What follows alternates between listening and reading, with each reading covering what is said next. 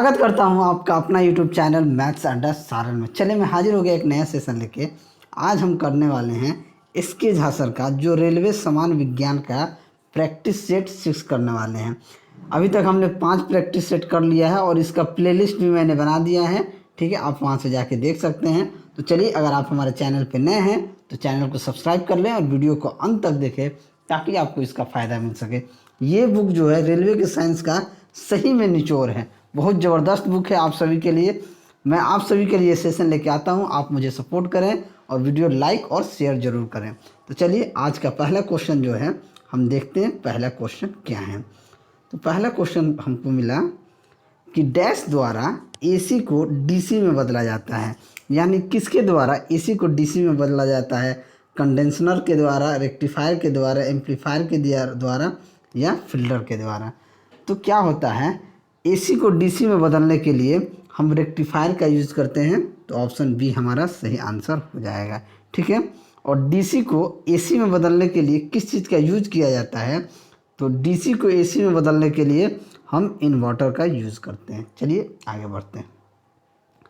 अगला क्वेश्चन है कि निम्नलिखित का सही मिलान करना है, ठीक है। इन सब का निम्नलिखित का सही मिलान करना है, ठीक है, कि कौन क्या है। What, kilowatt, 1 kilowatt, 1 horse power, ये क्या होता है, ठीक है। इन सभी का मिलान करना है। तो 1 हॉर्स पावर में 746 वाट होता है, तो 4 को हमने डी से मिला दिए, ठीक है। किलोवाट में 1000 वाट होता है, तो हमने सी को मिला दिया। 1 किलोवाट में 3.6 जूल होता है, तो हमने बी को मिला दिया, ठीक है। और बच गया, क्या बच गया? 1 बच गया।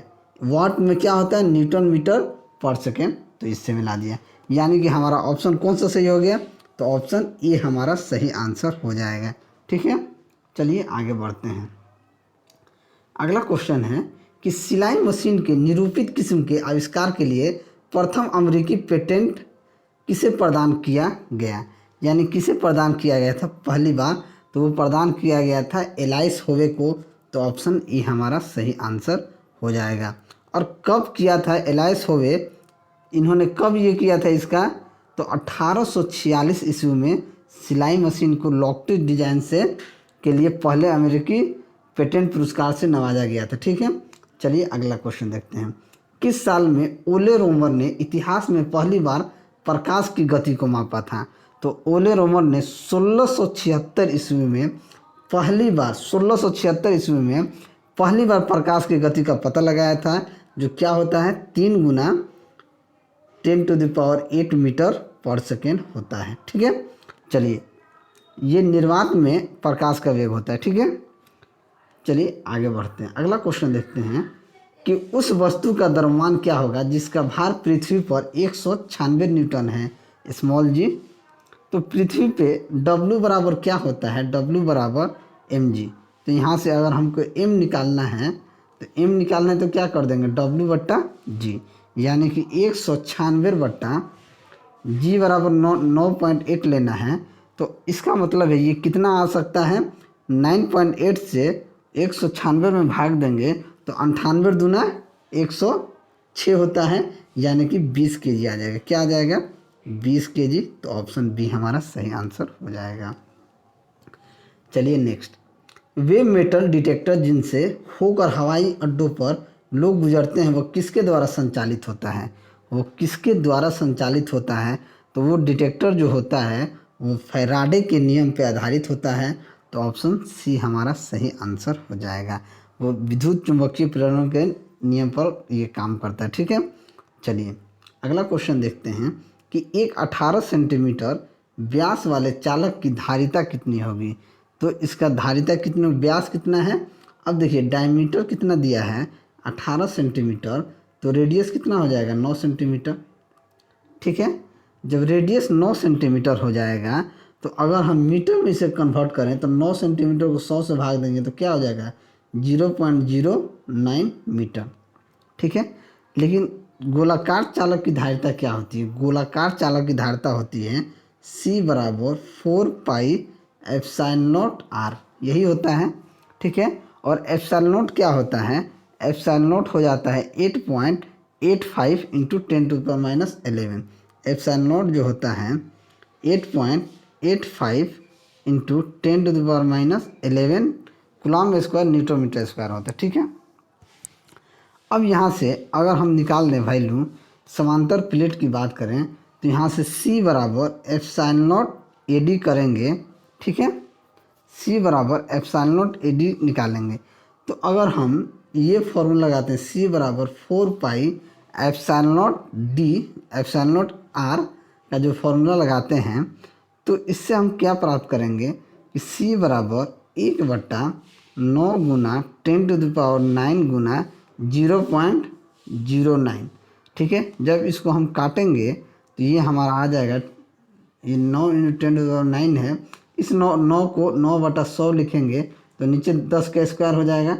जब 10 का स्क्वायर होगा तो ये क्या हो जाएगा, ये 9 से कट जाएगा और नीचे 1/10 के पावर 11 हो जाएगा, यानी जब ऊपर जाएगा तो 10 के पावर 11 माइक्रोफैराड हो जाएगा। तो ऑप्शन ए हमारा सही आंसर हो जाएगा। चलिए अगला क्वेश्चन देखते हैं। किसी गैस का ताप उत्पन्न होता है। गैस का ताप कब उत्पन्न होता है? जब उसके अणुओं की गतिज ऊर्जा बढ़ जाती है। उसके अणुओं के गतिज ऊर्जा द्वारा उत्पन्न होता है। तो किसके द्वारा होता है? इसके अणुओं की गतिज ऊर्जा के द्वारा होता है। तो ऑप्शन बी हमारा सही आंसर हो जाएगा। चलिए अगला क्वेश्चन देखते हैं। किसी शिक्षक को 40 सेंटीमीटर के निकट के वस्तु को स्पष्ट नहीं दिखाई देती है। स्पष्ट दृष्टि की न्यूनतम दूरी पर किताब को रखकर पढ़ने के लिए उसे कितनी क्षमता वाले लेंस का प्रयोग करना चाहिए? देखिए, अगर यहाँ देखें तो u बराबर -25 सेंटीमीटर, अब v बराबर कितना दे दिया है, -40 सेंटीमीटर। तो क्या होता है, 1/f बराबर 1/v माइनस 1/u। अब 1/f बराबर 1/v कितना है, v हमारे पास है -40 प्लस -1/25, यानी कि ये माइनस माइनस क्या हो जाएगा, प्लस हो जाएगा। तो 1/f 40 और 50 का एलसीएम लेंगे तो हमारे पास कितना आ जाएगा, 40 और 50 का एलसीएम हम 200 ले लेंगे। तो 40 से कटेगा 5 बार में, तो ये हो जाएगा -5 प्लस 25 8 है 200, यानी कि 3/200। तो 1/f बराबर हमारे पास आ गया 3/200। ठीक है, हमको पूछ रहा है कितना क्षमता वाले, तो P बराबर 1/f होता है।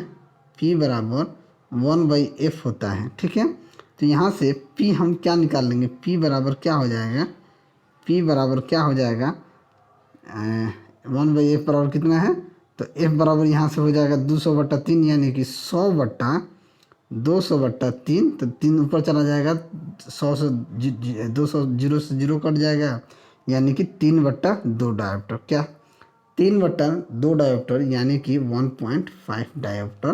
तो ऑप्शन बी आपका सही आंसर हो जाएगा। चलिए अगला देखते हैं कि लिथियम, सोडियम, रुबिडियम जैसे तत्व डैश संबंधित होते हैं। क्या संबंधित होते हैं? तो ये क्षारीय धातु होते हैं। लिथियम, सोडियम, रुबिडियम, सीजियम, ये सारे क्या हैं, सीजियम, फ्रांसियम, ये जितने समूह हैं वो क्षारीय धातु हैं। तो ऑप्शन डी हमारा सही आंसर हो जाएगा। ठीक है, चलिए आगे बढ़ते हैं। अगला क्वेश्चन देखते हैं कि अपने बाएं हाथ में पेन पकड़कर एक व्यक्ति अपना प्रतिबिंब शीशे में देखता है कि पेन दाएं हाथ में, यह निम्न में से क्रिया घटना के कारण होता है। ये किसकी घटना के कारण होता है, ये पूछा है। ये क्या होता है, ये पास व्युत्क्रमण में प्रतिबिंब बाएं हाथ का दाएं हाथ में नजर आता है। ठीक है, ये क्या कारण होता है, पास व्युत्क्रमण के कारण होता है। तो ऑप्शन सी हमारा सही आंसर हो जाएगा। अगला क्वेश्चन देखते हैं कि निम्नलिखित का सही मिलान करना है। इसका भी जो है सही मिलान करना है। ठीक है, सही मिलान करना है कि उत्पाद है पेट्रोलियम, पैराफिन, मोम, एस्फॉल्ट और कोक और गैसोलीन। ठीक है, इसका सही मिलान करना है कि पेट्रोलियम ईथर क्या होता है, ये ईथर जो होता है ये होता है ड्राई क्लीनिंग के लिए यूज होता है। तो ये इसका 2 से मिला देंगे। पैराफिन मोम जो होता है वो क्या होता है, मरहम और कॉस्मेटिक के लिए होता है, तो इसको हम इससे मिला देंगे। एस्फॉल्ट और कोक ये किसके लिए होता है, तो छत के सड़क निर्माण के लिए होता है तो इसका मिला देंगे। और गैसोलीन का उपयोग ईंधन के लिए होता है तो इसको मिला देंगे। तो कौन सा ऑप्शन हमारा सही हो जाएगा? ऑप्शन बी हमारा सही आंसर हो जाएगा। ये ज़बरदस्त क्वेश्चन है, ठीक है। चलिए अगला क्वेश्चन देखते हैं। निम्नलिखित का मिलान करें और सही कोड का चयन करें, ठीक है। Quick line, select line, urea, washing soda, यानी सही मिलान करना है, ठीक है। यानी कि क्विक लाइन किसे, इसे कैल्शियम ऑक्साइड को बोला जाता है, ठीक है, या क्या बोलते हैं इसे, बुझा हुआ चूना। सेलेक्ट लाइम की बात की जाए तो सेलेक्ट लाइम को हम बोलते हैं चूने का पानी, तो ये हो जाएगा कैल्शियम हाइड्रोक्साइड यानी CaOH2, ये हो जाएगा। यूरिया का क्या होता है? यूरिया का होता है आपका NH2CO, ये होता है यूरिया का NH2CO तो यानी कि CONH2, यानी कि ये चला जाएगा यूरिया का P में, CONH2 ट्वाइस यहाँ पे दिया गया है, ठीक है। वाशिंग सोडा की बात की जाए तो Na2CO3, तो ये इससे मिल गया। तो ऑप्शन कौन सा सही हो जाएगा? तो ऑप्शन सी हमारा सही आंसर हो जाएगा। चलिए आगे बढ़ते हैं। अगला क्वेश्चन है कि विज्ञान में कौन सा नियम मिश्रण के गुणों का पालन नहीं करता है? मिश्रण के गुणों का पालन कौन सा नहीं करता है? तो मिश्रण के घटक उनके गुणों को बरकरार रखते हैं। मिश्रण अलग अलग पदार्थ के हो सकते हैं, इसे भौतिक विधि से अलग किया जा सकता है। गुणों का कौन सा नियम मिश्रण के गुणों का पालन नहीं करता है? तो इसे भौतिक विधि से अलग किया जा सकता है, ये पालन नहीं कर सकता है। मिश्रण क्या होता है? दो या दो से अधिक तत्व यौगिक पदार्थ किसी भी अनुपात में मिलाने से जो बनता है उसे मिश्रण हम कहते हैं। मिश्रण के घटक उनके गुणों को बरकरार रखते हैं, जो भी गुण होगा वो बरकरार रखेंगे, ठीक है।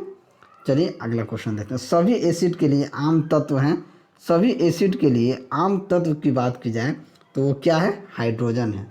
क्या है? हाइड्रोजन है। तो ऑप्शन डी हमारा सही आंसर हो जाएगा।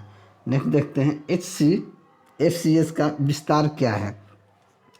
तो इसका जो विस्तार है इसे हाइड्रोक्लोरोफ्लोरोकार्बन कहा जाता है। क्या कहा जाता है?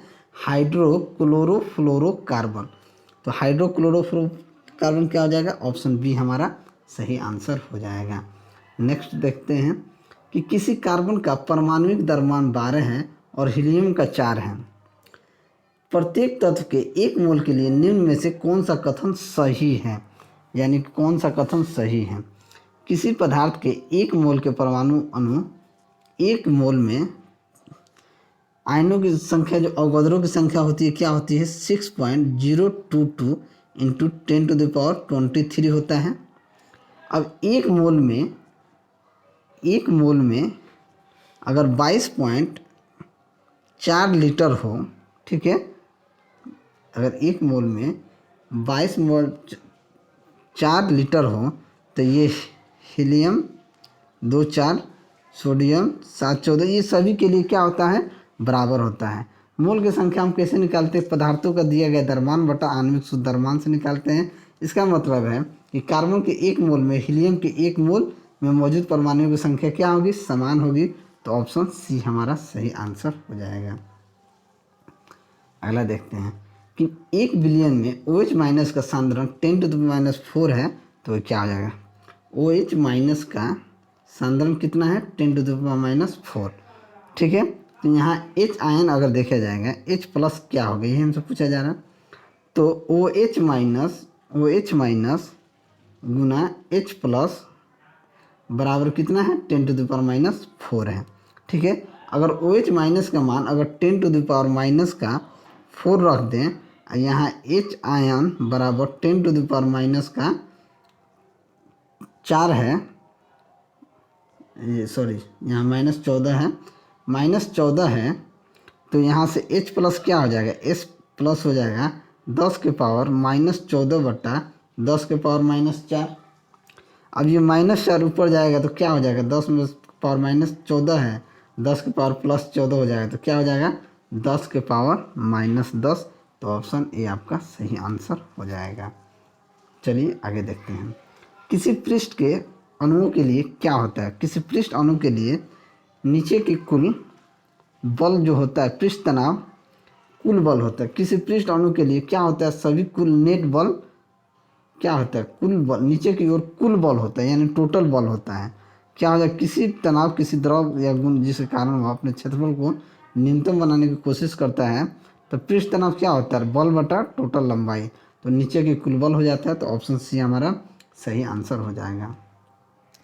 नेक्स्ट, शुक्राणु और युग्मक के संयोग की कौन सी प्रक्रिया युग्मज नामक एक संरचना के निर्माण में परिणामित होती है, तो वो होती है निषेचन में। तो ऑप्शन बी हमारा सही आंसर हो जाएगा। अगला क्वेश्चन देखते हैं, भाषा जो एक कंप्यूटर समझ सकता है वह क्या होता है, वो होता है मशीन भाषा। तो ऑप्शन बी हमारा सही आंसर हो जाएगा। कंप्यूटर क्या है, एक इलेक्ट्रिक सर्किट है, ठीक है। कंप्यूटर अधिकतर बाइनरी अंक जो है 0 और 1 को ही ज़्यादा पढ़ता है, ठीक है। चलिए अगला क्वेश्चन देखते हैं कि शरीर में कैल्शियम ऑक्जेलेट की बहुत ज़्यादा मात्रा डैश के कारण बनती है, तो किसके कारण बनती है, तो पथरी के कारण हो जाती है। तो ऑप्शन सी हमारा सही आंसर हो जाएगा। नेक्स्ट देखते हैं, मैनलिथियन क्या है। मैनलिथियन जो है ये ऑर्गेनोफॉस्फेट है, तो क्या हो जाएगा, ये क्या हो जाएगा, कीटनाशी। तो ऑप्शन ए हमारा सही आंसर हो जाएगा। अगला देखते हैं, इनमें से कौन सा जंतु बाकी तीनों से भिन्न है। बाकी तीनों से कौन सा भिन्न है, तो मगरमच्छ, समुद्री घोड़ा, कछुआ, मेढक, यानी समुद्री घोड़ा है जो इन सभी से भिन्न है। तो ऑप्शन बी हमारा सही आंसर हो जाएगा। नेक्स्ट, फूल के नर प्रजनन भागों को डैश कहा जाता है। फूल के नर प्रजनन भागों को क्या कहा जाता है, इसे पुंकेसर कहा जाता है। तो ऑप्शन डी हमारा सही आंसर हो जाएगा। चलिए, अगर मेरा वीडियो आपको अच्छा लगा हो तो वीडियो को लाइक करें, दोस्तों में शेयर करें। अगर आप हमारे चैनल पर नए हैं तो चैनल को सब्सक्राइब करें। मैं ऐसे ही वीडियो लेकर आपके सामने हाजिर होता रहूँगा। चलिए मिलते हैं अगले वीडियो में, तब तक के लिए जय हिंद।